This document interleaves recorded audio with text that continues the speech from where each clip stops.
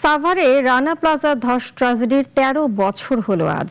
এই দুর্ঘটনায় প্রাণ হারান অন্তত ১,১৩৬ জন শ্রমিক, আহত হন আরও ২,০০০-এর বেশি। এত বছর পেরিয়ে গেলেও দায়ীদের বিচার বা ক্ষতিগ্রস্তদের যথাযথ ক্ষতিপূরণ কোনোটি নিশ্চিত করা হয়নি। বিচার, ক্ষতিপূরণ ও আহত শ্রমিকদের পুনর্বাসনের দাবিতে চলছে দীর্ঘ সংগ্রাম। আকলাকুর রহমান আকাশের রিপোর্ট, জানাচ্ছেন ইশরাত জাহান। ২০১৩ সালের ২৪ এপ্রিল সাভারের রানা প্লাজা ধসে প্রাণ হারান অন্তত ১,১৩৬ জন এবং আহত হন ২,০০০-এরও বেশি পোশাক শ্রমিক। ১৩ বছর পেরিয়ে গেলেও নিহত শ্রমিকদের স্বজন ও আহতদের অভিযোগ, তাদের দাবি আজও পূরণ হয়নি। ১৩ বছর ধরেই আমরা এখানে আসি, আরো স্মৃতিগুলো মনে হলে আর নিজেরা ঠিক রাখতে পারি না। সরকারের কাছে আমার ন্যায্য দাবি আমি পূরণ করে চাই, আমি কঠিন বিচার চাই।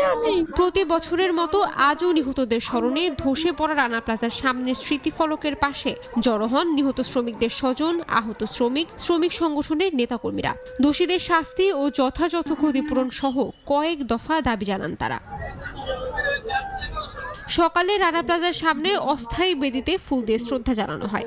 দীর্ঘদিন পেরিয়ে গেলেও ভবন মালিক সহ দোষীদের বিচার নিশ্চিত না হওয়া ও শ্রমিকদের যথাযথ ক্ষতিপূরণ নিশ্চিত না হওয়ায় ক্ষোভ প্রকাশ করেন শ্রমিক নেতারা। এখানে যে স্মৃতি রক্ষা করার কথা আমরা বলে আসছি, সেই স্মৃতি রক্ষার ক্ষেত্রে সরকার ভূমিকা রাখবে। আমরা দীর্ঘ ১৩ বছর যাবৎ আন্দোলন সংগ্রাম করে আসছি, এই পর্যন্ত এই শ্রমিকদের দাবি দেওয়া বাস্তবায়ন হয় নাই। সাভার উপজেলার নির্বাহী কর্মকর্তা জানান, আহত শ্রমিকদের পুনর্বাসনের জন্য রানা প্লাজার স্থানটিতে ভবন নির্মাণের উদ্যোগ নিয়েছে সরকার। আমি এখানে আসার পরে আমার সাথে আসলে উদ্বোধন কর্তৃপক্ষ যোগাযোগ করেছেন।